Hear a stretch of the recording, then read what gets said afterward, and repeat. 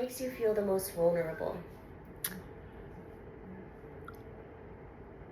I feel the most vulnerable when I'm around my chosen family and friends because they're the people that I don't ever have to second guess about who I am or how I express myself. They just accept me for how I come. Oh my gosh, wait, I love that you took vulnerability and made it such a positive Yeah. thing.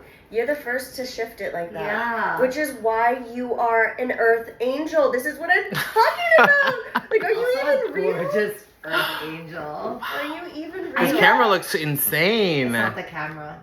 Yeah. It's you. That's See, you, baby. That's sweet. Thank you.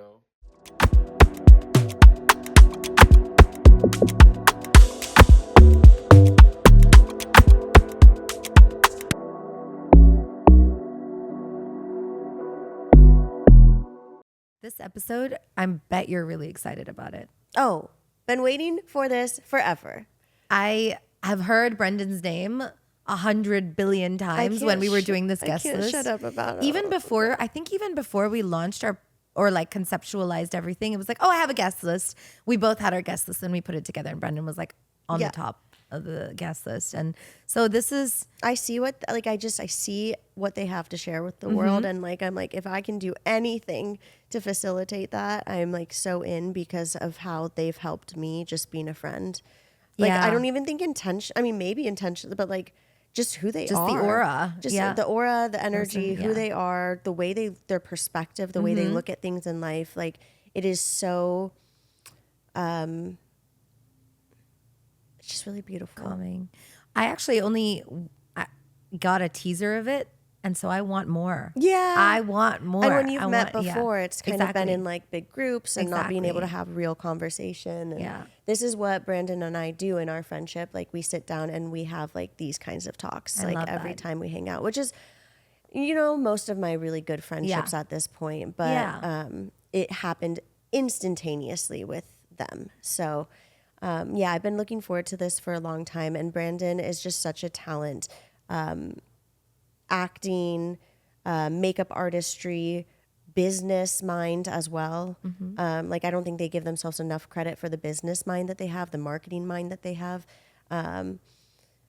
Just exploding with talent, which is, I mean, I've even heard them sing and I'm like, wait, sorry, you have a beautiful voice as well? Why didn't you tell me I would have made them sing? Oh, there's so much here, and we got to talk about so many important and vulnerable things. Like, I think this is a really exemplary episode for this podcast and what this podcast is about. Yeah, 100%. I'm so glad that you did this intro. Like, I mean, since the time I met them for the first time, I was like, oh, what a good human. And then to have them here. And then you see. Yeah. And then you see and you hear, and you guys are going to hear it. It's amazing. Yeah. Such a wonderful experience to be. Also, for me, I really resonated with the cultural similarities. And even though they grew up in New York and Trinidad, we still have that brown similarity in like how we grew up and how we dealt with that bullshit. And so it was really nice to have someone who actually understood where I was coming from. Yeah. I mean, I think in a weird way, everything that Brandyn has been through helps them be someone to almost anyone. Oh, yeah, for sure. Because not only are they like such an empath and like so kind and caring and thoughtful and evolved, but like their life experiences and everything that they've felt. You know, it's the same with you. Like, you see pain in someone immediately and you're like, I want to help them feel seen and heard. And they do that just by listening and like just their energy. Yeah. And now by sharing, I think it's really going to connect really deeply with a lot of you. For anyone actually. I can't even think of someone who's not going to connect really deeply to this episode because everyone in this world has something that Brandyn has to say that is connected to them. Yeah. I don't know if that made sense. But you get what I mean. No. Right? I see where you're coming from. Everything. I don't want to give too much away too, so. Yeah, no, we really think you're going to love it. And I just love them so much. And this was such a special episode. So we hope you enjoy and we'll see you at the end. we'll see you at the end. Also, enjoy the interruption from my fiance. It's hilarious. Gosh. Not this one. Not this one. Oh, the other one in the episode. She's making jokes. You know, you're in behind the scenes of so many things now. You might as well just drop in and say, "What's up?" We're still shooting. We're still. Yes. That's okay. That's how authentic this is. People don't know when we're actually rolling. We're always rolling. Yeah, Nick, let's keep a caution this intro. What are Faux show. What are you doing? We're actually rolling. What, are you trying to kick him out? Yeah. Oh my gosh. We're still rolling. I like the star appearance. Yeah. I just gotta show up every now and then. Absolutely. Got to make yourself known. He's making his mark. You might as well just look at him shaking his butt. Like a puppy. Yeah, he's a puppy. He is a puppy. Oh Literally. Oh my gosh. Well, anyways, everyone enjoy. Yeah.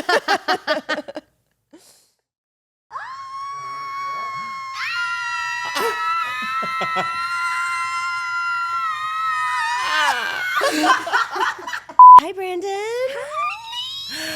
We're just going to be squealing this whole episode because we're so excited. We've been so excited to have you on since we started. We've been talking about it. It was surreal that you asked me, and I remember even gosh, just like are you the thoughts kidding? of it, and you were like, "No, of course we were thinking about it." And I was like, and then I was thinking this morning, I was like, "Wait a minute, I've done some You're kinds of cool shit." Of course, you can say anything you want.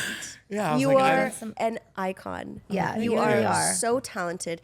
And like, it's like, oh, I do this, but then you also do this, and you also do this, and you just, not to mention who you are as a person, like, and your personals, like, you're the perfect guest. Yes. And on that note, tell us all the little things that she mentioned. Oh yeah, the big thing. Give us your intro. Give us your elevator pitch. My elevator pitch. I'm just kidding. I feel like it adapts every day because we were talking about As it should. you always change and grow, and you're not the same person that you were last year. Some of us are though. Some of us are okay with, finding who they are and then like staying that. Yeah. But who I am, which I've learned over time, is someone who's just always a work in progress because I am so affected by the people in my life. Yeah. So who I am is Brandyn Cross. I'm a makeup artist turned beauty influencer and multi-hyphenate creative living in Los Angeles for the past 4 years. But I have been in beauty and doing makeup since I was 18, so over a decade, maybe over 12 years now. Wow.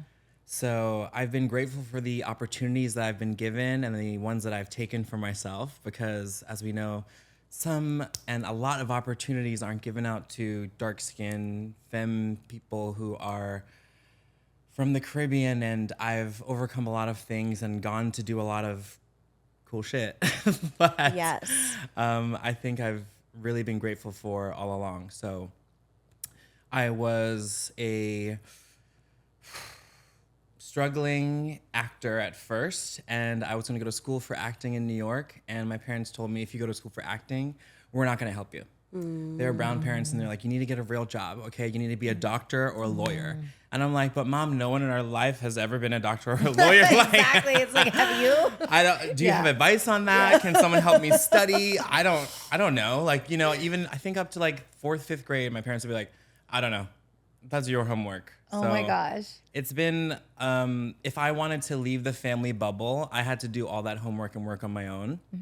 So I decided to go to school for communications because I figured, I was like, let me learn how to talk to people. And Love that. I had grew up in Long Island, New York, and I was in a predominantly white suburb. But then when I was 11 years old, my parents moved to the Caribbean in Trinidad, where they were born and raised, because they wanted to retire a little bit earlier. The money gets you a lot further. It's like 1 to 6 over there. So they can have a lot more of a comfortable life. My mom could actually see me grow up, which was so special. Like, my mom picked me up and dropped me off to school every day until I graduated high school. Yeah, you don't get that very Yeah. often. That's So incredible. my other siblings didn't get to have that experience. And with that degree, I went on to realize that I was like, my degree is so general and broad that I'm like, what am I supposed to do with it? And then people would tell me you can do anything. Like, that's not helpful. I'm like, that's not helpful. It's If like, anything, tell me what I shouldn't do. At least Exactly. start somewhere. that's how I learned and how Yeah. life really came together for me is learning what not to do, Yeah. what I don't like. But then finding yourself and being able to tell other people what it is you do like was like a real struggle. But that's like when you really start finding yourself. And you're like, oh, instead of just saying, I hate this, I don't like this, or I don't want to go there, or I don't do this, you say, oh, well, I like to do this. I go these places because it makes me feel that way. Or I surround myself with these people because they make me feel good. Yeah. Wow. That's my elevator pitch. Well, that's amazing. a long elevator ride. That's some Hong Kong shit in the tall buildings. Yeah. Well, you've That's done so amazing. much. Yeah. And like, well, Brandon and I met through Sephora because you came on as a model, actually, before anything else. You modeled on set. And I just remember the entire Sephora staff being like, who is this person? And how can we get them onto Sephora Squad? How can we get them onto more of our video content? Because we would, and I know this from casting before I stepped in front of the camera, like, you're casting models, you watch like their video or whatever, and like you're like, oh, I really hope they can bring some of that authenticity and some of that relatability on camera. And like that was the number one thing everyone said about you that day, was like they were just so relatable and real. And most models don't go there. It's not that they can't, they just don't go there. And it was almost like immediate that I felt like Sephora basically recruited you for Squad. I remember like every employee was like, have you heard of Brandon? To like the Squad team, you know? Like that. Well, of course. Yeah. Like, yeah. And then you became a makes Squad sense. mentor. So after 1 year, right, of Yeah. being on Squad, you became a Squad mentor, which is epic. Where And they asked me to be a mentor. of fucking course they did. Sephora, lucky to have you. Oh. Like I have seen so many people come in, and I know we're like very tight friends, and so this could sound biased, but this was my feeling before we even, like, you are one we got lucky to get, like 100%. And the impacts that you made on Sephora Squad, not just the program itself as it relates to Sephora, but the individuals within Squad, the amount of Squad members who came up to me and just sang your praises, being like, I was so scared and freaked out, and like Brandon said this, and this, and I feel better. Like you made such an impact, and it was just so fun to see you just soar. Like you just soared. Like it was like, oh, you did this, and it was like the goalpost moved so far, and you got there like that, and it was just like one thing after the other. And now like every brand at Sephora knows who you are. Like, Well, of course. And I work with you do most of such a them. good- as they should. I was like, me? Yes. Of course. Yeah. I've been in beauty for so long, and I was a makeup artist before I became a beauty influencer. And being a makeup artist, you have to go find your clients. You need to know people, have a network, and that's something that I've never really had. I think in New York I struggled with that, and that's also why I kept makeup as like a hobby. I didn't tell people like when I was doing it for money because it was so hard to make money. Yeah. And sometimes like being an actor in LA, it's like if you're not working, then are you not an actor? But you're still trying. Yeah. You're doing auditions and classes and all these other things. So A lot of identity stuff. a lot of identity stuff. A lot of identity stuff in general in your life, not to put words into your mouth, Yeah. but just from what you've shared with me over our friendship and getting to know each other. Like, and I think that's something that's so fucking brave and also so helpful for so many people out there and cool that you do, is that you talk about it a lot. Like you're comfortable doing that. And whether it's who you are as a makeup artist or who you are as a person, like you're just like, it's ever evolving. It's a spectrum. It doesn't matter. It's like what's inside. And that comes through you in everything that you do, I think. Well, thank you. Yeah. I've been training and preparing for this all my life. For this podcast. Yes. No, just kidding. Ready to go. Like you were like one of the first people I wrote down. I think even though I've been like, I think I experienced imposter syndrome like everyone else. I know, I get it. You know, I was, working in beauty for a long time, but I didn't have a lot of clients when I was working in makeup. Yeah. But I did like bridal, and I did, Oh, wow. yeah, I did bridal makeup, and I did things for music videos and things for low budget productions like that. And it couldn't get me by. So then I left that behind, and I went to work at a beauty store, and I was like, I couldn't work at Sephora. I applied to work there 2 separate times at different locations throughout New York City. I was like, it'd be cute to work there. But then afterwards, I'm like, I didn't want to work there anyway. Yeah. After they said no, or they just Yeah. said I mean, they were I moving got a shot different down direction. from Sephora too. Yeah. Before I worked And there. I got shot down when I applied for Squad. But then I was a beauty director for a pharmacy, and I was always working behind the scenes, and I was never on camera because my boss said, we're going for a different crowd. And he would like tell me like, you know, I'm looking for this, that, or the other thing. And it was never including me. Yeah. Oh. I'm like, I was like, well, that's weird. I'm making content and like using other models and people that don't look like me, even though the people who shop here look like me. Right. I mean, I didn't have a blonde beard at the time, but you know, just like people like me, people like us. Yeah. So there was a clear reason why I had to leave that job. And I came to LA and I was like, I want to work in beauty still. And I want to have power, but I don't want to be working for someone else. So then I started doing makeup out here. Couldn't get any clients either because it was harder to make friends out here because you got to drive everywhere. Well, and you moved here during the pandemic, no? I did. Yeah, I moved so here. Lived here in the pandemic. I moved here at the Right end of before? 2019. Okay. So I was here for about a couple of months before the shutdown happened. You didn't even have a shot. Didn't have To friends find here. friends. Didn't know restaurants to go. Didn't know. I've never been to In-N-Out. Didn't know my where one God. was. I was a little LA baby. Wow. Yeah, but And then how was that? Yeah, that journey. I mean, it left me speechless. There was times when I literally felt like I was telling my partner I want to be either institutionalized or medicated in a different way because I was unable to control myself. I would burst out into tears, feel so lonely, feel lost because I'd never really lived somewhere else where I had to start fully over. Yeah. And have no ability to do so because of worldwide pandemic. Oh yeah, Yeah. the pandemic. I mean, there's no chance of even moving forward with a new career. And I had a partner that I was with for a long time. And, you know, at the beginning, it feels great. Like, oh, you're going to be together, have so much time to explore and, you know, play board games. But when you get so close, then, like, you feel like almost like you're squeezing each other. Yes. And then it feels insufferable. And then all the little things start to, like, Yeah. come through the cracks and be revealed. So that happened with my romantic relationship. That happened with my friendships. And now I'm at a point where I'm a loving creative, and I hope that I can do projects and work with people who care about the same thing I care about. Yeah. Got to be aligned about certain things to make it like to make a creative space really thrive, I think. And having that autonomy is a privilege, but if you don't set those boundaries, then you're going to end up doing things you don't want to really do. Yeah. You mentioned some of the challenges that you face, like intense challenges. When we first started chatting, what can you dive into some of those Yeah, of course. besides these? When the pandemic happened, I feel like me and a lot of other people were also going on the journey of self-discovery. And before, when I was living my life as a beauty director in New York, I mean, I had short black hair. I was going to Equinox like 5-6 times a week, going to all the classes. I was drinking ales and beer and going to sports bars.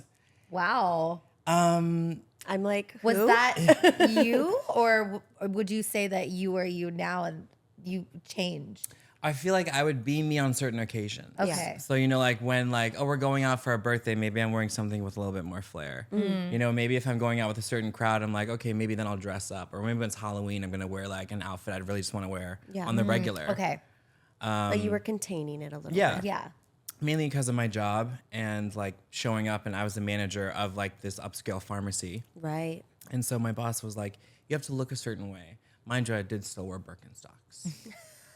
Respect. I'm always wearing my Birkenstocks most of the time. Although today I was like, you know what? I want to cover the toes. I'm going to wear socks. Yeah. But yeah, there was just having to keep up an appearance of like looking like a manager. Yeah. So I feel, That's always tough. yeah, I felt small also in that point because he would look at people who seemed like he'd want to work with them and then think of them as more important than like listen to what I had to say. Gosh, Just yeah. because he's like, well, you don't look like someone who would have big ideas or someone that's like doing this or Goodness. That and I'm is like, a but lot. I am the manager. And he's, you know, I just not getting the respect that I was due. Yeah. Jeez. So with Sucks. coming into the pandemic and having the time to be with myself, I really discovered that I like being the bright, colorful, sparkly person. Fuck yeah. I Yeah. like it What too. was that moment when you were like, okay, fuck this. I'm going to be colorful now? I think it's happened slowly but surely. Okay. I was an artist and I like had painting as like a basis of all of my art and creativity back in like high school and throughout. And then I've just thought of, instead of paper and canvas, I'm working with the face. Yeah.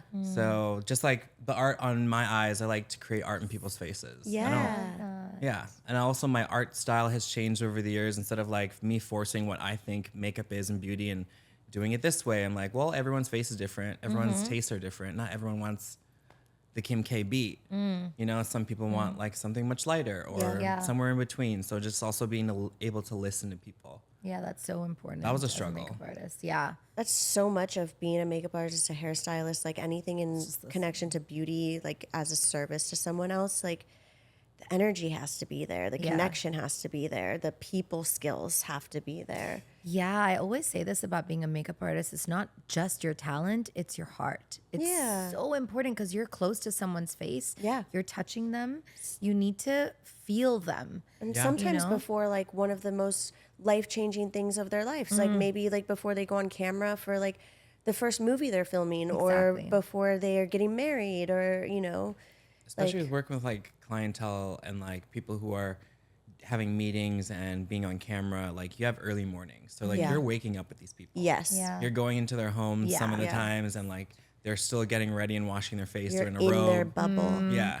So learning how to be respectful, learning how to have communication. Sometimes they don't want to talk and knowing when not to talk. And you're so good. Like you're such an empath and so intuitive about, I feel like, how you engage with people. Like you're the type of person, which again, I've always just been in awe of you, but you can walk into a room and you literally read the room and you're like, this person's feeling this person doesn't want to talk, this person could use like a compliment. Like I can see it working in your head because I'm a bit like that myself, just being super sensitive. And I've played it up a lot in corporate settings, like in meetings and stuff at Sephora, and it really pays to my benefit. But you filtrate it through everything that you do, and I watch it like the crank moving, and it's just like people respond so beautifully. It's helpful, but also like Exhausting. one of the root causes of my anxiety. Oh yeah, for sure. I was just gonna say that. Yeah. Because not only do I hear what people say, but I hear what they don't say. Yes. And you can feel it And that's sometimes exhausting. It's super energetically draining. You just feel like, oh, sometimes when it's too much. 100%. I mean, I think it's one of the biggest reasons I don't really enjoy being around a lot of people. Like I don't really love being at big events or at festival. Like I don't really like music festivals, things like that, because it can be fun, but it can be also very overwhelming if you don't know how to protect yourself. Yeah, you have to know how to protect yourself. I'm not a person who likes large, intense settings like Yeah. Coachella, mass hordes of people. I'm not trying to be in a mosh pit between other people. Sandwich, sardines? Oh my gosh, no, thank you. See, I don't mind. It's weird. It's strange because I really don't mind that. But I maybe feel like, and I know a lot of people are like, oh, I can't take it. It's too much. But you do have like your energy is like, you know, much more of a brave, like warrior princess. Thank you. You are like Xena. You're like, that doesn't phase phase you. I used to watch Xena a lot. You're like Maybe I Xena. manifested You're her. like, those people are there and I'm it here. doesn't really- Which is great because then that doesn't phase you. Yeah, it's really And interesting. like just generally speaking too, like I don't know what makes a person extroverted versus introverted, but like you are extroverted, and I think that you've expressed that you actually thrive in those situations. Like the energy and the people fuel you. It does, but also I feel like even yesterday we had a big event at home and there's strangers coming into my house and I have to take on a lot of energy and I can see myself getting drained. Like even at our lunch party, I had to keep leaving. Yeah. But I think I know how to just kind of be like, listen, let go of that energy. And I am really sensitive to different people's energies. Yeah, I but think there's so. a way that I've sort of trained my brain to start to love it only because I do love people. Yeah. And finding the right people for me. Yeah. So I don't know, maybe it's like that extroverted characteristic that impacts, because I see how you feel into people the same way. You can kind of recognize what's going on in them pretty quickly, but it's like it doesn't overwhelm you. You know what? I know what it is. It gets detrimental to my health when I become so involved in wanting to solve their problems for them. And that's my biggest problem, which we recognize. Yeah, you give a lot. Yeah. Really helpful. Oh, well, okay, but I'm trying to say that. Yeah. I'm not trying to say those things, but thank you. I also know that like that can be either taken for granted or just taken advantage of, even without like people's intent. Yeah. You know? Yeah, for You sure. can just end up down that road of just being squeezed out till there's nothing left. So true. We just had a conversation about this morning where I was like, I don't normally get jealous of a situation, but there is some level of me, I think, that needs some validation, and I'm being honest about it when there is something nice that I do. You know, everyone needs to feel a little appreciated. Just to feel appreciated for what you're putting out. Absolutely. Yeah. Okay, so tell me, for someone who doesn't know anything about you, tell me some things that you think people can really relate to with your life. Because as soon as we wanted you on this podcast, all I could think of was how many people are going to relate to your story and really feel a connection and be able to be like, oh, I have someone that I can look up to and inspire and aspire to be like. I mean, yeah. That's something that's interesting too, because I feel like to be an inspiration or to even be reference for other people, like a lot of the times you have to look like them. Or you have to look like someone that they idolize. And a lot of the times people don't have idols who look like me. There's not a lot of people who they can reference. They're like, oh, this person looks like this person. They were trustworthy, or they have a high level of power, or they are a director, or they're managers, you know? So usually when people see me, they see something that's kind of foreign in a way. I'm like someone who's darker, really flamboyant, dresses bright, have a blonde beard and blonde eyebrows. But to me, I'm like, hey. Yeah. You know, and they wouldn't expect me to be just like me. A casual talker, just regular person, because I have such an eccentric outer appearance. But this is just to express how I feel. Yeah, you're such a soft person. Yeah. Like you really are, like just emotionally so soft, and like the way you have conversation, and it's probably not what people would expect. But that's also just narrow thinking. Yeah.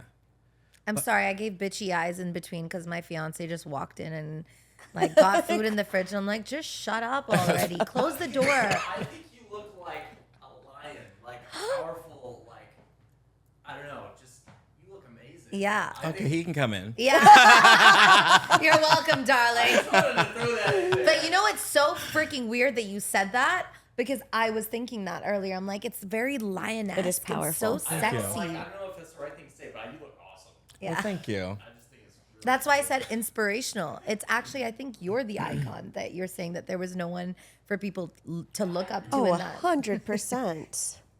But then I think this is the reason why I also manifested that I want to be on more podcasts, because of that disconnect. And I'm like, well, how do I connect with people and share with them that like, Right. we do have a lot more in common. Yeah. And that's like why we connected. And something we discussed early on is like, we do connect in such a deep way, but we're just like, we look so different. Yeah. You know? And I was like, typically you wouldn't expect us to be besties who are arm in arm, but we are. And sometimes we'll be like skipping, you know, we're like friends who'll skip.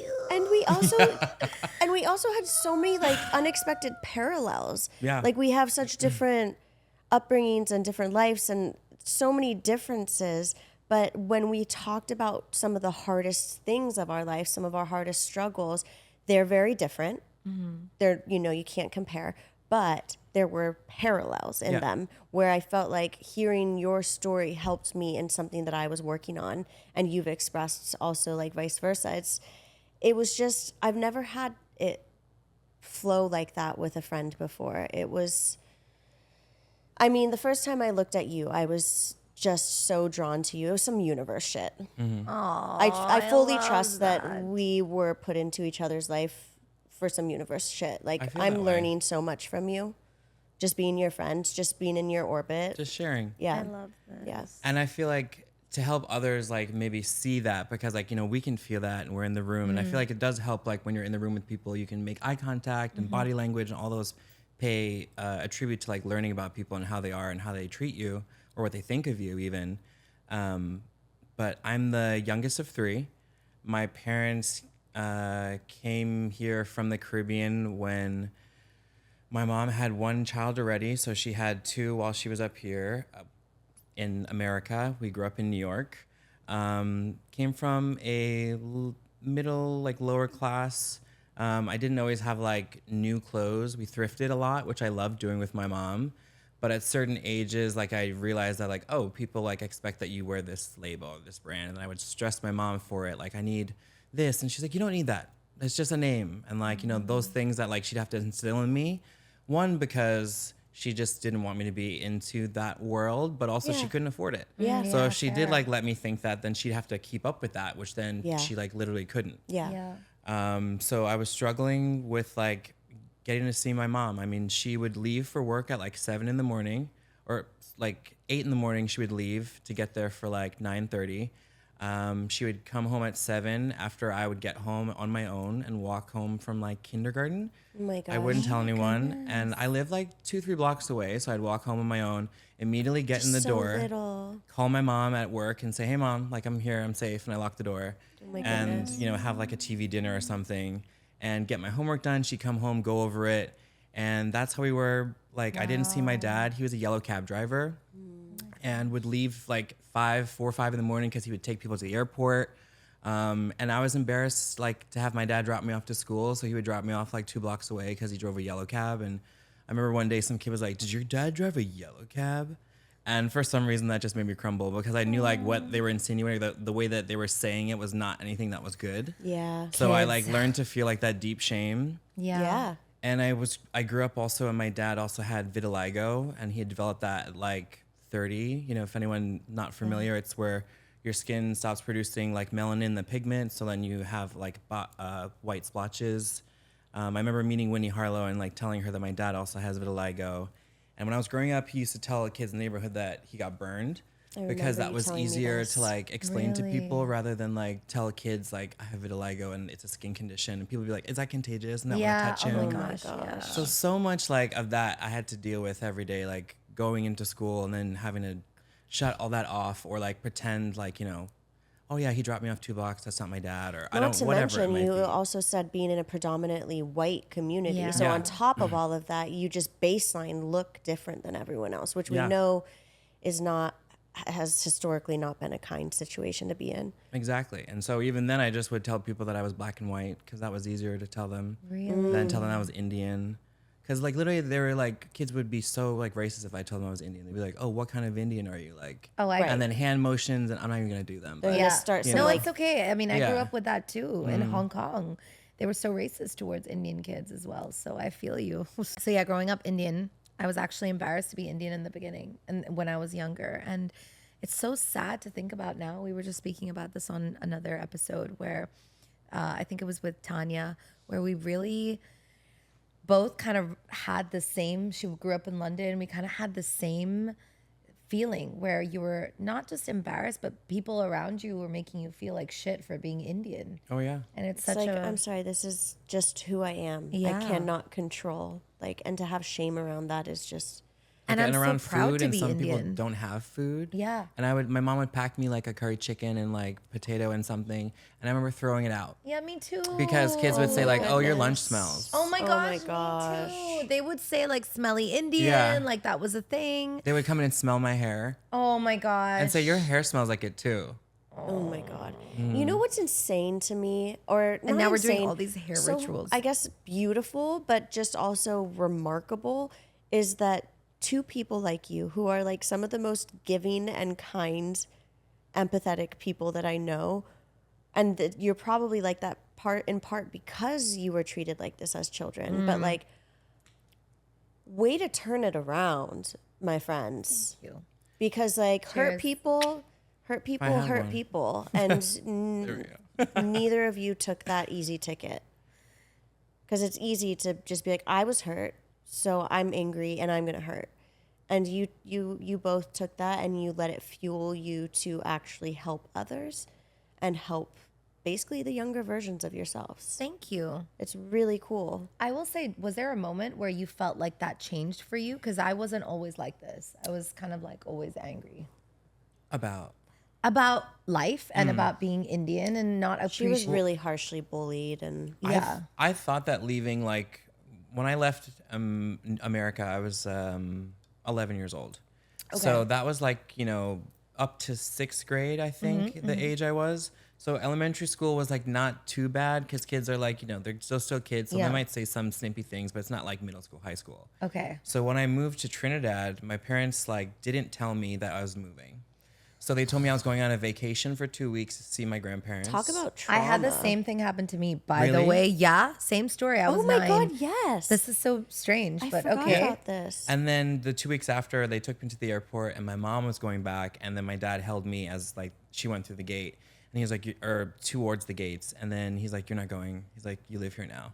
So Literally, I didn't get to tell people that I left. I mean, I still had, or we were getting dial-up, but we didn't have internet for like 6 months in the house and wiring. So that was a really traumatic moment.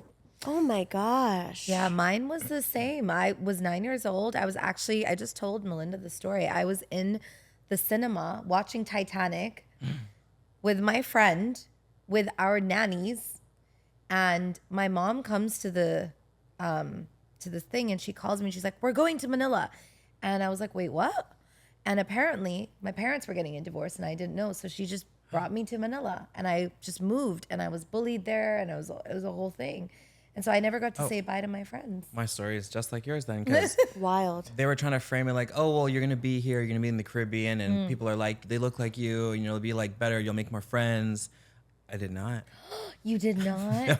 Tell me I was everything. the only American who went to an all Trinidadian school. Right. Oh my Even God. the white kids at my school made fun of me because of how I spoke. Oh my God. I got made fun of because I had a British accent coming from a British school in Hong Kong, moving to the Philippines where everyone spoke Tagalog. But hey, I learned how to speak Tagalog. There's always a silver lining. Well, I would learn to speak Trini and I'd say, "Hey, can I have a bottle of water?" Sexy. I Order love Chinese food with chicken, noodles, rice. You have to go under the radar. "Hey, my name is Brandyn. Nice to love meet you, it. Melinda, Natasha. Thank you for having me on the Beauty Manifest." Oh my God. Did you start to did you actually start to try to speak like that so that you could fit in? Oh yeah, I mean, if I went to like even go to the cafeteria and just get a bottle of water, like the lady who would work there would like snicker and like make fun of me, and she'd be like, gosh. "What'd you ask? What do you want?" Like antagonizing me. kid. So I would spend most of my like years in the art room. I was outed at my middle school by my then best friend. By your then best Wait, what do you mean friends? outed? Like this was a best friend who I met when I only had like 3 friends, and he was like one of them. I mean, he used to come to my grandma's house and we would have like weekends, like he would come and stay over. We played video games. It was like having a brother because my other brothers I'd have 2, but they're like 13 and 14 years older than me. Oh, wow. Okay. So they were out of the house by the time like I was, able to really remember kind of stuff. Yeah. But he told everybody that I like made a move on him, and it like got out very quickly. And I remember going to school that like next Monday and he ignored me. And I just remember everyone like laughing and like joking and bickering, like snickering. Oh my God. And to the point where people had like, heart they were just drawing like breaking. lewd pictures, would like show it to me like of me being like assaulted, and teachers wouldn't say anything. They would just be like, "Oh, crumble it, throw it in the garbage," but like not like. So I felt like unsafe most of the time when I was there. And then I would go home and then my parents would be like, well, you told people you're gay. Like, so it's like your fault. I'm like, I told my best friend something and then he told everybody and that ruined my life. So now it's my fault. It's like, oh my gosh, I'm so sorry.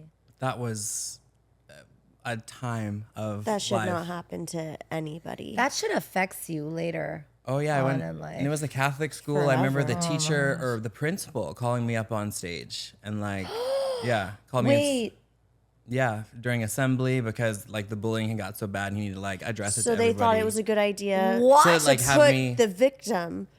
oh in the my spotlight. goodness. Wow. Oh my gosh. We said a prayer for me. He also like talked to my parents about me joining the priesthood, thinking that it'd be good for me, but not mentioning like what he really felt. So that was like another weird And what conversation. he was probably to have. trying to do is some weird like, what do they call that? But like yeah. by putting you further into the religion, trying to make you not. Reconditioning. Yes. Yeah.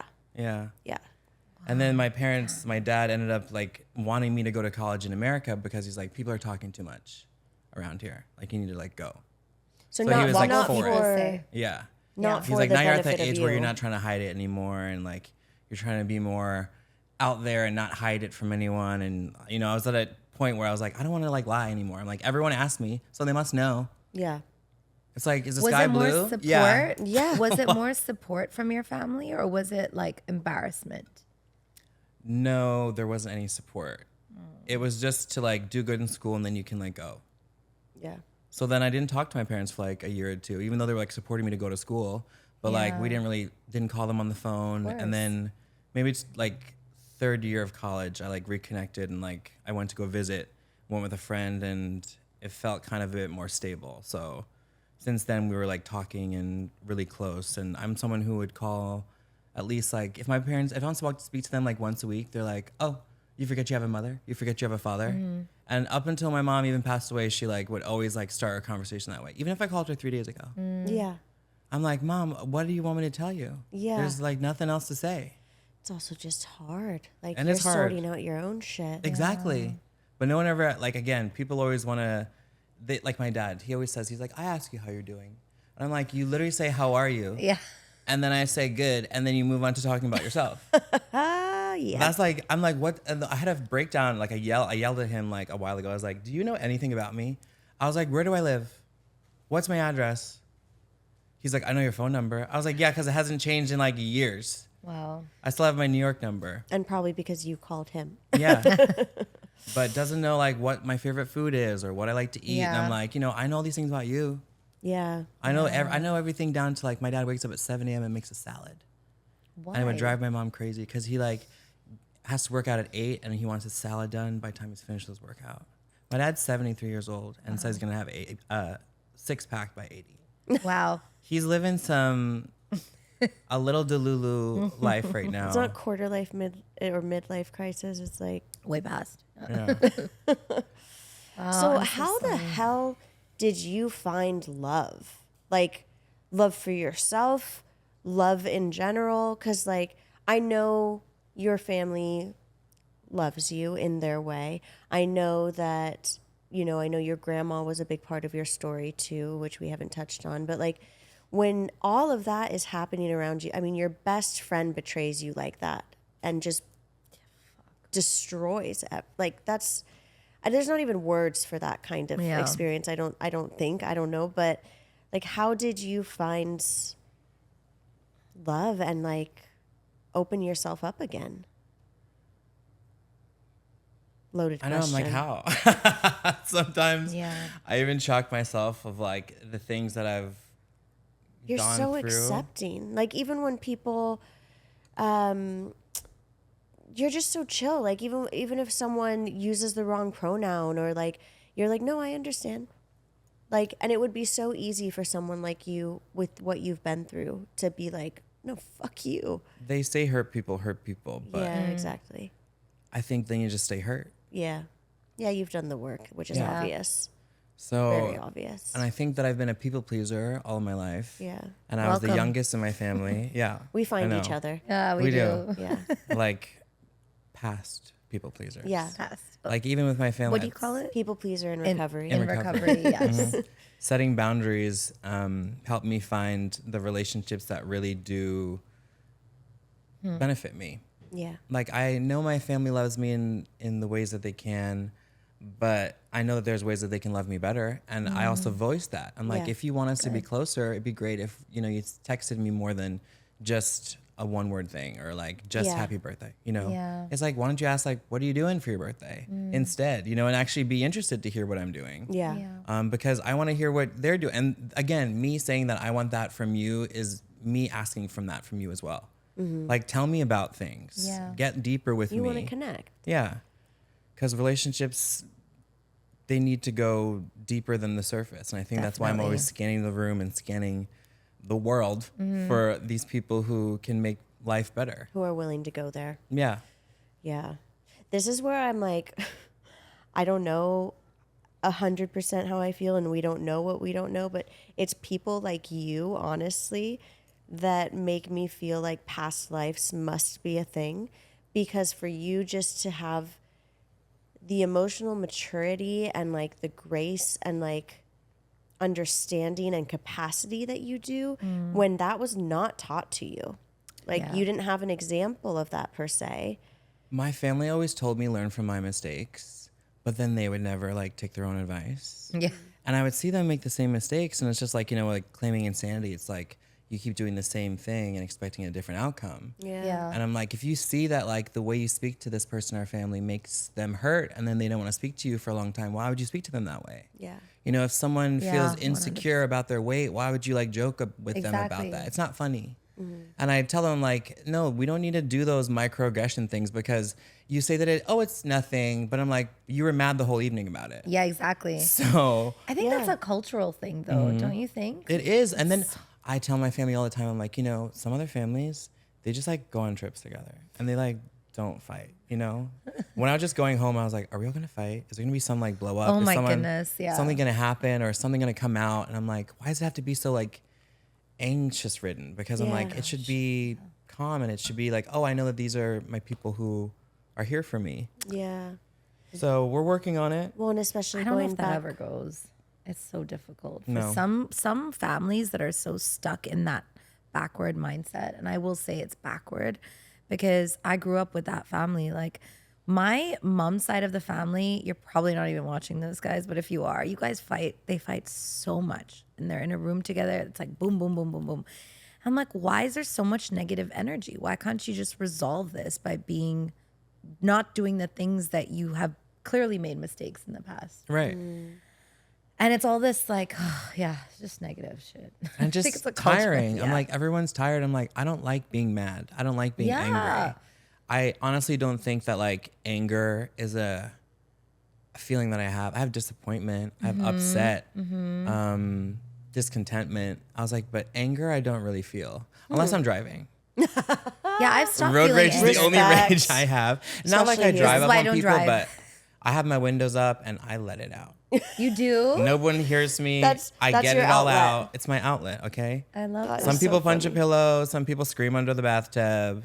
Maybe I'm all those people. I was going to say it's just that I don't drive. I probably might end up being that too.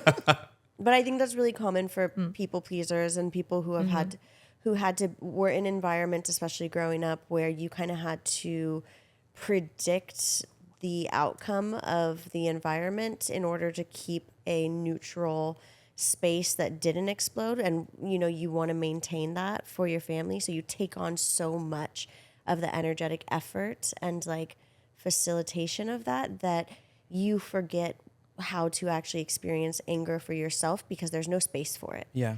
And that's something that I experienced on a different level in my own way. And it was like going to the smash house, like my therapist recommended, what are they called? Where you We go need and to do that. break plates against a wall, or like I recently did like a water ritual with myself in the pool where like you go under and you just like thrash in the water as hard as you can thrash. Wow. And like scream under there. I like almost choked when I like got the water and it was like, but Wait, this sounds really epic. I want to try this. Yeah, in your it's- pool? Yeah, I was going to say in the bathtub. That's kind of hard. No, Like, in the kind of a thrashing. big, like, ow, boom, ow. but I've had to learn about anger and I've had to introduce it to myself because I was the same way. And I was like, oh, I'm just like this way. It's like, no, that's fucking suppressed. And you have to have somewhere that you let it out. Yeah. I was really like a passive member in my life for a long time. Like with Me too. accepting any energy people gave me. Like, oh, if you give me Right. your time and you happen to not have anything else going on and you want to hang out with me, great. Like I'm someone, like my best friend when I was growing up, she was my best friend. She lived next door. And when no one was around, she was my best friend. And then when people were around, she would literally tell me to go home. She'd be like, nobody wants to hear it. And she'd be speaking like pig Latin to her sister. I'm like, I know what you're talking about. She was a really bratty kid, but she grew up and she was like a changed person. Truly, truly. Like did so much self-work, I know, Yeah. on her own. And I'm so proud of like the stuff that she's done. But like good for her. those things like, Yeah. did affect me. But I know we're kids and I've let it, Can't I don't even hold any imagine. grudges. But that formed insecure attachment for me with other people. Like, oh, you do want to hang out with me? Like, are you just saying that? And then, people like LA, they love to say that. Yeah. How come we don't hang out? And I'm like, because you've never invited me anywhere. Yeah. Like, Yeah. I'm like, how come I never see you? I'm like, Because you don't drive further than 15 minutes? What do you want me to tell you? You know, this is so interesting because I had this conversation with Melinda about how our childhood friendships sometimes can really affect the way that we grow up. And we think that it's just our families when we grow up, all this childhood trauma, but it comes a lot from our friendships. Yeah. And I always question now, I'm like, does this person even like me? And I throw so many events. I'm always hosting things, but I'm still questioning whether or not this person thinks I'm a nice person or whether or not they like me. And it's not a people pleasing thing. It's genuinely because I felt like I've been in situations where I've heard people bitch about me. And you're like, oh, is this even real? Yeah, and the thing is, though, it's like that person bitching about you, do you even like them? So, like, do you care if they like you? And that's, I think, one of the hardest things that we all have to figure out in life, especially the people pleaser types, is that not everyone's going to like you, nor do you want everyone to like you, because you're not going to like everyone else, but we so rarely ask ourselves if we want to fuck with these people. We just want to make sure everyone else wants to fuck with us. Right. You know? Because if they don't, then we don't like that. Yeah. But it's like, who cares? But who cares? At the end of the day, be who you are. And if, you know, the right people will like you. Come, they'll come. Yeah. They're there. Yeah. They always show up. And that's why when you start to like I've seen it just with my own, for lack of a cheesier way of phrasing it, like my own healing journey and like figuring out how to love myself. Like I now attract people like you and you. You both came into my life as I started to learn to love myself. Yes. I don't think that we would have energetically been attracted to each other, or at least maybe a little on a trauma bonding level, because we have some similar effects of our individual childhoods. But it's when you start to love yourself that you invite the right people in, I think. 100%. And otherwise, you're just kind of working up against, it's like an uphill battle. Yeah. I had a friend when I was when I was in college and I would go to bars with. I was 18 and I was always hanging out with older men. He was like 36 years old. Yeah. He was like in law school and he was 36. Yeah. 18 and 36 going is back. Significant. Yeah. We do have some similarities. But yeah. We was never romantic, literally just a friend. Oh, okay. And we would go out like every misunderstood. Thursday, Friday, Saturday. Okay. But we never did anything in the daytime. Like literally I would say like, hey, could we go to like brunch or something just to hang out? We would only meet if we were gonna pregame at his house and then go out to the bars. And then there was a time when I was like, oh, I know all these people, but I'm like, I don't really know them because if I had a party, nobody would come. And I felt that way. And I was like, oh, I don't think that this person really is, I'm a convenience friend. You know, I'm like, I'm around, I'm always down to party. And like, if he would meet somebody and start snogging, he would like, I would go to like stay and sleep on his couch. And then if he was like taking somebody home, I'd have to like wait. Or there'd be sometimes when he wouldn't respond. No. And there's been some times when I slept on park benches because I didn't want to go home to Brooklyn because I had been robbed near my aunt's house like one time on a Sunday at like 7:30 in the morning. You've ever told me that you've been robbed? That is like a life-changing experience. Oh, I haven't told you about that. I don't think so. Oh my God. Well, obviously not me, but I was coming home from, ties in well with this, but I was coming home from like one of the nights where I like slept outside because he like had someone over. Yeah, had someone over. And I was like, oh, it's too late now for me to like be taking the train and then walking and whatever. So I was like, okay, woke up just like super early, just take a little cat nap, you know? Woke up at like 6:30, went to McDonald's, grabbed my little breakfast, and I'd taken the train home. It's like 7 o'clock now, and I'm walking on the street, and this guy like was walking alongside me. I had my headphones in, I take them out, and he's like, what time is it? I was like, what? He's like, what time is it? And like, you know, that's like so they can see what kind of phone you have, or if you have a phone, you take your phone out. So I took my phone out, and it's like, oh, it's 7:15. And he was like, oh, you're not from here. He's like, you're not from around here. It's not your hood. And I was like, getting immediately afraid. I was like, his energy's like really amped up. So then I was like, just leave me alone. And so I like crossed the street. And then he was like still walking. I can see him at the corner of my eye. And then he walked in the middle of the street and was like following me onto the other side. Then I crossed again and he followed me back. And I'm looking around, I'm like, there's still like some people on the street. It's not like completely deserted. Yeah. And I call my sister immediately. I'm like, hey, she always answers the phone. She's like always there for me. And she's the kind of person where like, even if you're in her house and like you make a creak in the living room, she's coming out with a butter knife or she's coming out with like a blade or like Sister with her mace. MVP. She's like, what's there? Who's there? You okay? Damn. Like, I'm okay. But that time I was not, and I called her and I was like, hey, I'm like 2 blocks away from the house. Can you please come meet me? And she's like, okay, I'm coming. She's like, where are you? And I was like, as soon as I said that, the person came from behind me and like punched me on like the side of my head, like on my ear. Shit, so I like fell to the ground. I think it was like a lot of shock because I didn't know what was going to happen. Like, is this person going to stab me after they hit me? Am I going to get shot? And I'm like faced away from them, so I can't see anything. And I just remember like tears running out of my eyes too, so I can't see. Yeah. And I just remember screaming like as loud as I possibly could. I was like, I'm like an X-Men, and if I like have this supersonic scream, maybe somebody will come and like save my life.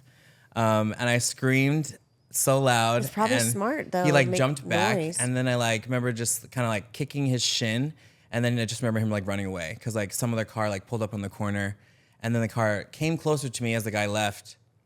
He didn't take anything from me at that point because I think he got startled. Yeah. The car stopped and was like, "What happened?" And like stopped really quick on the brakes. And I was like, I just got robbed. And he drove off. What? And then my sister came like a couple drama? minutes later, but I just remember like sitting there crying. I was like, nobody cares. People are still walking to like the train and getting their coffee. This person drove off. I was like, knowing that someone just awful. got like assaulted, and I was like, you know what? That was like when I then started like wearing a separate outfit. So I would like take a backpack with me. I would put on clothes that were more like, you know, butch, and then like change on the train while I got into the city. And then I would like change, you know, I hadn't even gone there yet because I wasn't sure at 18 where you were on like what you were. Oh, when I got to America after being in the Caribbean for so long, I was out there. Yeah. I was wearing women's clothes from Forever 21. Good for you. I was wearing foundation You're that was like 4 fine. shades too light for my face. Oh my God. I was going to refill, like get a new bottle of foundation like once a month, once every month and a half. And my partner, like at the time, like would be like, why do you buy so much foundation? And I'd be like, I need it. And then it, like having this experience where I'm like, just trying to find myself and like what felt right. Yeah. I finally found my shade. You did a hell of a lot more than find your shade, honey. Yeah, having to just know when to like code switch and be different, I think was like what that time taught me, which was like kind of toxic, but also like saved my life in a lot of situations, I'm sure. Yeah. And after pandemic and living in California and having a lot more freedom, I feel like I can't live anywhere else where I'm gonna feel more threatened or Right. Yeah. less I mean, safe. you've been through too much of that already. Yeah. Like, and I'm you like, don't- I still love New York and I feel safer in New York than I do in LA. But that's just because there's Yeah. usually more people around. So I will say, I'm so proud of you for screaming, because I've actually been in situations like this a lot, not just like physically. I was in London and I was going home and I had this guy dragging a pole and he whacked my leg. And I was running to my apartment. It was on the street. Like the door to my apartment was on the street, and I was like running. You know that moment in movies where they're like looking for the keys? Yeah. It was that, and it was late. It was like 3-4 in the morning. I was in university, and that fear, I couldn't scream. I couldn't do anything. Recently, I got stalked, and I froze. And I'm such a strong, powerful, I kickbox, I fight, like I'm loud. But in that situation, Something freezes up. I don't know what happens to me, and I get really scared. I don't know what happens. So I want to say I'm really proud of you, because like recently it's been happening a lot. I've been having really creepy stories. Yeah. Uber drivers or whatever it may be. And I don't know if it's my energy or whatever it is that I'm putting out there. I'm trying to figure it out. But whatever's happening, I'm not able to speak or like fight back. And it's a good message. I almost feel like this is something I needed to hear. Like, and I've been there where I'm like, just scream, and it won't come out. And I think that sometimes that's like what they hope for when they like are trying to antagonize or like, you know, stir up that fear within you, that maybe you'll just like shut down and like give in or just be too scared. I'm definitely a screamer. So am I in a normal situation, in an everyday situation, but you get, Yeah, sometimes it I happens. don't know why. I don't know why. My sister always told me like to keep yourself safe in New York and like being on the train and like as a young kid and by myself is you have to out crazy the crazy. Yeah. Yes. Especially when there's a lot of hate coming at you. Like, Yeah. that's a hate crime. I don't know how I can out sounds like. crazy. I'm already.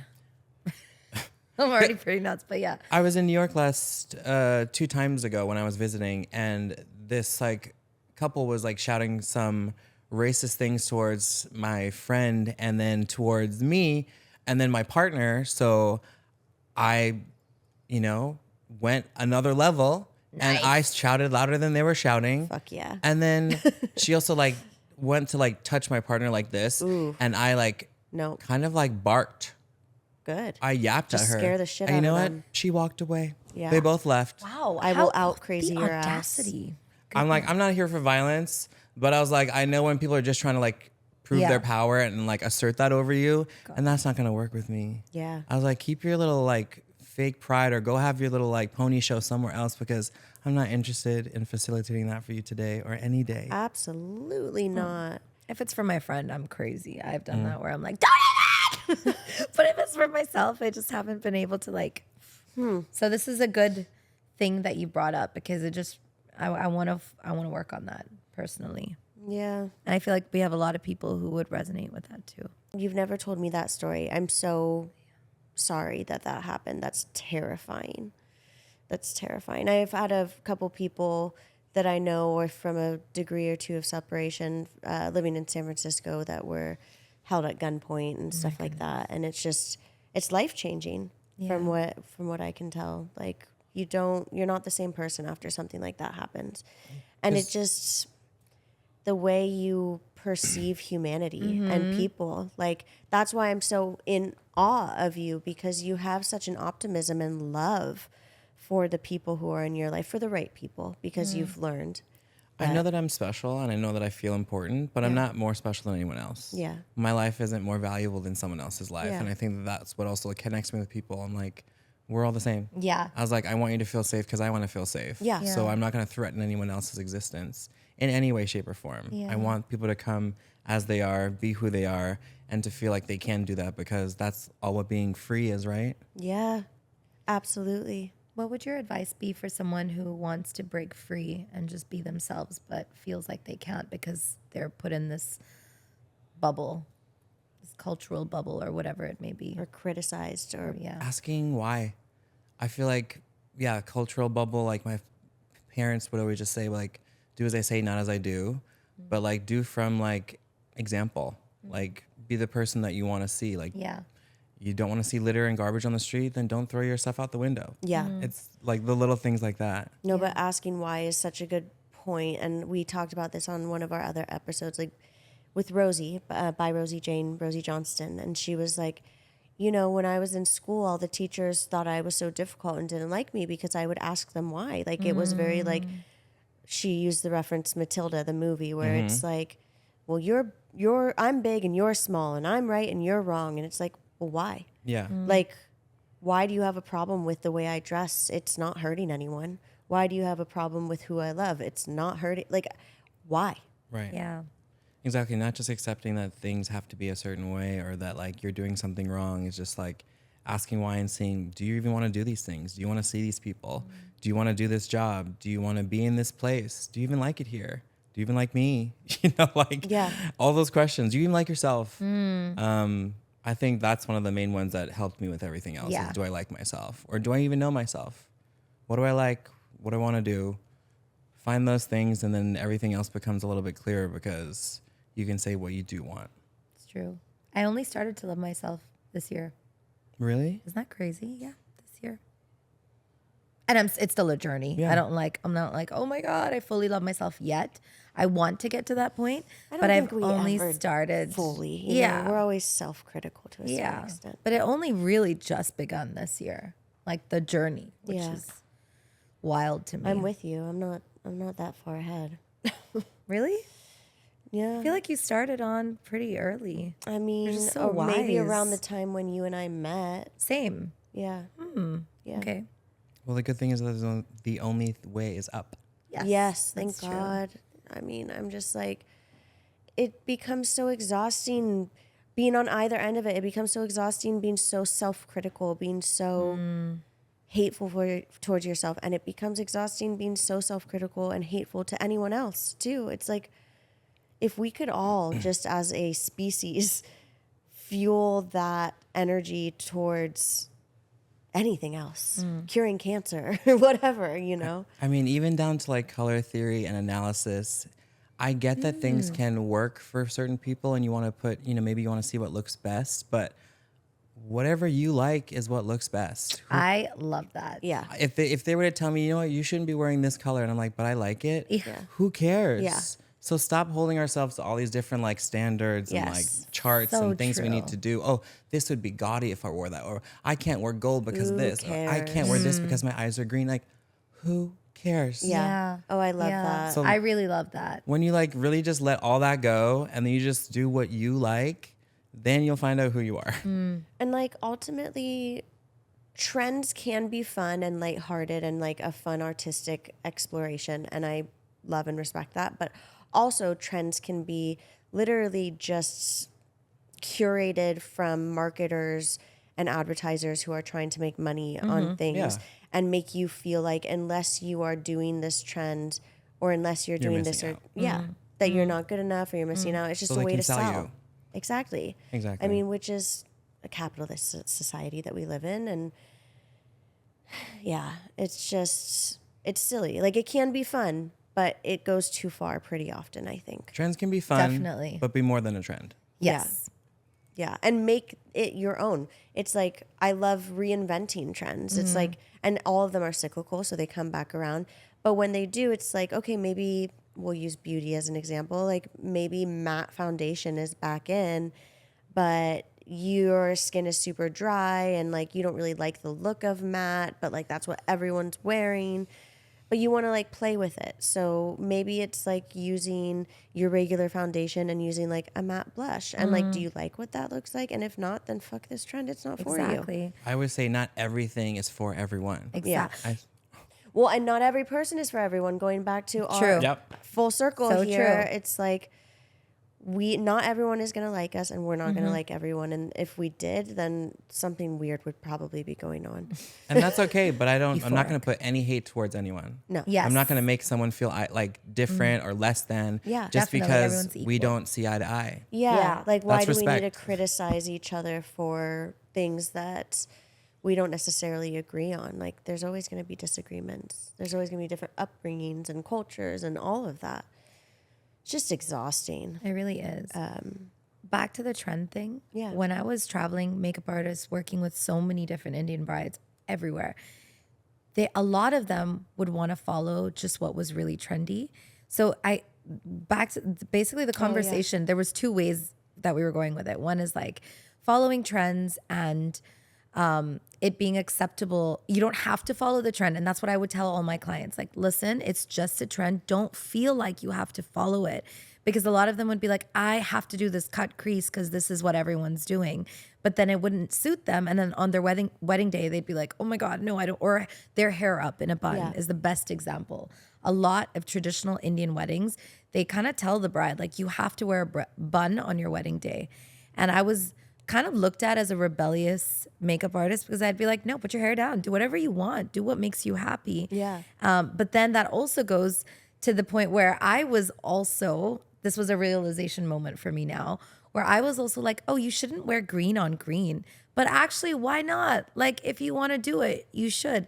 Yeah. So then it came back to that message where I was always like, just do whatever makes you happy and don't regret it, because you are going to look back at it and be like, shit, I followed a trend that I shouldn't have. I don't feel confident. And it doesn't feel like you. I mean, it's funny because we were talking like, I feel like right before we started to record, were we talking about brown and black colors together? Or maybe that was earlier this morning. Can't even remember. That was yesterday but with we were Andre. talking about how we love, wow. How I love brown and black together. And it's funny, as you were saying this, that's what came to mind. Like growing up, I always liked brown and black together and I thought they looked really cool. And right now it's like trendy to put them together. And I've always liked it, but I thought, oh, you're not supposed to put brown and black together, so I wouldn't wear it. When in fact, like, so now everyone loves it. Exactly. It's so silly, these things, these limitations we put on ourselves. Enough. Trust yourself. Message gosh. of this whole thing is just trust yourself, I think. Yeah. And just do whatever and you allow want yourself to be. do. Just be. Yeah. Thank you so much for being so open and sharing like this. Like, we were just talking about this too. Like, it's certainly not every person's responsibility to be an open book and to share their life experiences in effort to help others. Like, putting yourself out there publicly, you just either are that person and you're not, and it's not your responsibility.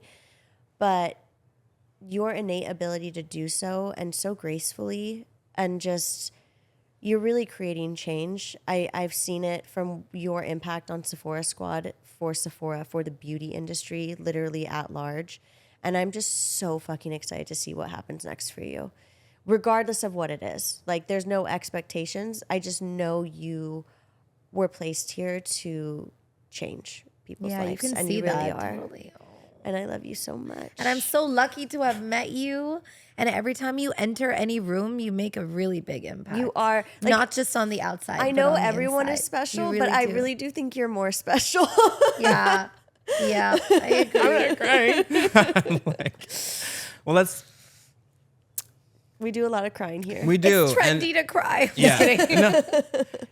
Trendy to really cry, right? Yeah. Oh my God. That will yes. never go out of Yeah. style. I think that's when I feel most vulnerable, is when I cry. But like, I think I'm always the most vulnerable. Yeah. I think I'm always Yeah. like about to cry. Yeah. Because either I'm too happy or I'm too sad. But either way, I'm feeling all the feelings and working through it. Yeah. So You feel hard. yeah. Thank you for having me on the podcast and My For gosh. making us cry. talking You to me need to today. do so many more of these. Yeah. Like, you're Can't wait. so good. You You're really so are. good at this.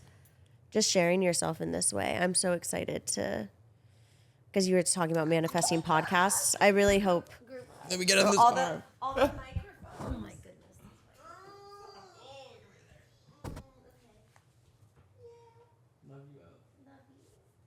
Thank you for being so open. Thank you for being so open. You're welcome. Brandyn, where can everyone find you? You can find me at It's Brandyn Cross. That's Brandon with a Y. It's going to be official on all the streaming platforms, on the Instagram, TikTok, YouTube, and hopefully on a TV near you soon. Yes. What? Yeah. Hell yeah. Hollywood, baby. Get into my voiceover mode. I don't know. Maybe that part of you has left. It's gone. Because it's too fake. It's too inauthentic. Yeah. Ooh, we like that. Well, now this outro is going to be all about how incredible our last guest was. I would just like to say you're welcome, world, for gracing you with Brandyn Cross. Yeah. Because, I mean, really, we're just lucky that Brandyn graced us. But, like, I don't think I've ever met someone ever that I've had such a intense pull towards. Like I said in the episode, like, the second that I locked eyes, I was just like, I need this person in my life. And I we love like this. immediately set up a little date to meet. And they came out to a coffee shop by my house in Burbank, and we had like lunch together. And I just remember talking to one another, and we like basically had like a friend interview, but like in the best way. That's we were so both cute. so aligned with like just what we were looking for out of a friend. I explained to them, I'm like, look, I live in Nashville a lot of the year. I'm not always available, and like I'm spread pretty thin. Like I'm probably going to be hitting you up a month ahead of time to hang out and Yeah. schedule things and stuff like that. And they were like, I don't care as long as you're straight up with me. Yeah. And like we were just, I mean, you could see from listening to this, You know, I love how lucky I am. For sure. And I love romanticizing friendships, as you know. And it sounds like that was one of the friendship first dates that you have. Yes. Where you're like, oh, this is what it's like to have friends that are aligned with you. Yeah. And what period, how long ago was that? At least it's like 3 years, I think now. Okay, so just before Ish. you started your self-love journey. Or right after? It was right after. It was like right Yeah, when the Sephora studios opened back up. So it was like the end of the pandemic. And so I was already in it, which is why I mentioned, like, I think that I did attract Brandyn, because I don't know if I would have otherwise, because like I was already on that journey. And as you can Yeah. tell, they are just so evolved. Definitely. So evolved and aware, and like, again, just if I ever believed so deeply in like the universe shit, it Yeah. is the universe bringing us together. For sure. And what I was getting to is I think it's because you unlocked the self-love part. Because I feel that as soon as I unlocked a little bit of that with me, I started to attract the right people. And you too. It happened with both of us as well. And look where we are. And just the amount of talent in this human being, like, I'm saying it here and now, and I like years from now when this podcast is blown up and people are starting from the beginning of the first season and they're like, oh my God, Brandyn Cross was on it, because they are already going to be like 100%. The world needs more Brandyn Cross. Definitely. And so I'm just so excited. This is such a great episode. No matter what it looks like for them, I know they're going to have such an impact, and it's so cool to see. When you do everything like that with your heart and you really wear it on your sleeve, like actually wear it on your sleeve. Yeah. That's what Brandyn is. And that's what they're literally just like, there's just like an aura of love around them. Like being in their presence is so comfortable and calming and pleasant. Like they really do. I actually posted on my Instagram some photos, and one of them was with Brandyn and our friend Tori when they came out to visit me in Nashville. And I was literally like, shout out Brandyn and Tori. They both just have this energy because it's like, it feels like medicine to be with them. Like it feels like I'm being injected with this like energetic medicine, and I always feel better leaving than I did going in. And that's how you know it's a good friendship. I think that's a very important trait to have in a person, and when you're looking at having friends, Absolutely. you know, especially now when you've come out of like childhood trauma and friendships from then. That was an ongoing topic, I think, that kept bouncing back, is like unlocking that feeling we had with some of the childhood traumas within friendships, not just within your families. Yeah. Yeah. And you both are just so exemplary in unconditional love, in how you give to others now. Like you're never looking for something. You're never looking to receive something in return. It's like, you just really want to give what you were never given. And I mean, I feel the same, but I just see it so much in the both of you, and having such traumatic childhoods in very different ways, obviously, but with being bullied and being criticized and being othered. Being othered. Yeah, that's so true. Yeah. I would have never classified also me feeling like I was being the Indian girl in Hong Kong and not fitting in, and then going to the next place and being like another way of being that's like not enough of something and not fitting in, which, you know, I think is just such a common thread in most minorities in America's story. And I don't know. Yeah, why fit in when you're born to stand out? Quite literally. That's actually what I feel. Quite literally, yeah. We were meant to be different, and it's our power. Yeah, and I mean, I know we always say this, like we love all of our guests, but I feel like we could have like 3 more episodes with Brandyn. Yeah. Like they just have so much to share and so much to give. And every few months, because we don't always get to see each other, every few months we catch up, and I was like, there's something new to learn from. Because like they said, they're always evolving. And they've accepted that, and they embrace that. And I think that's part of what being human is about.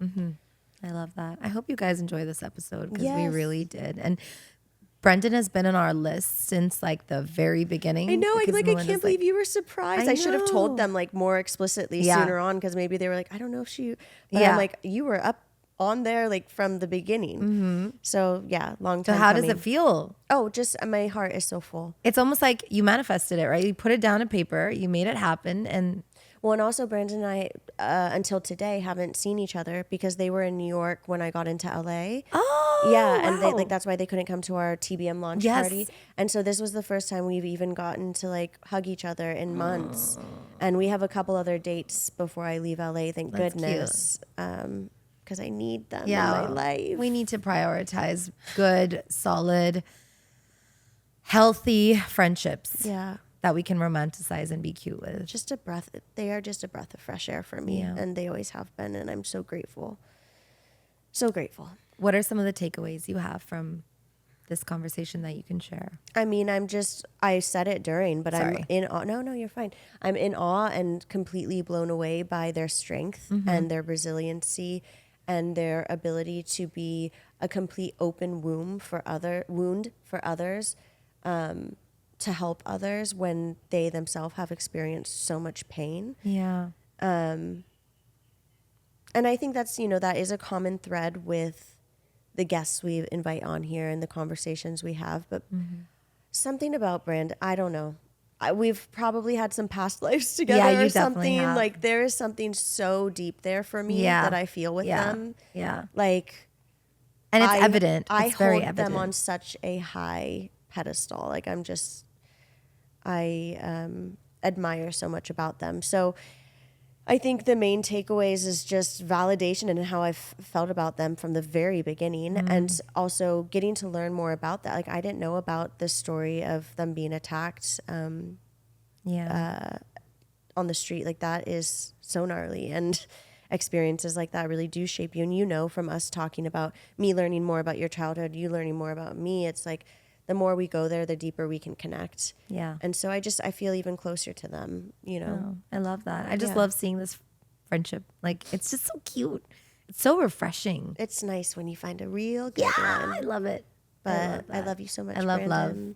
And I just feel really honored to be able to share people's stories on here, which is something that I'm just feeling so like, I mean, we filmed another episode this morning and Christine flew in to film with us. Such a beautiful feeling. Like, I feel so honored. I mean, I don't even think it's imposter. I'm just like, oh, like what?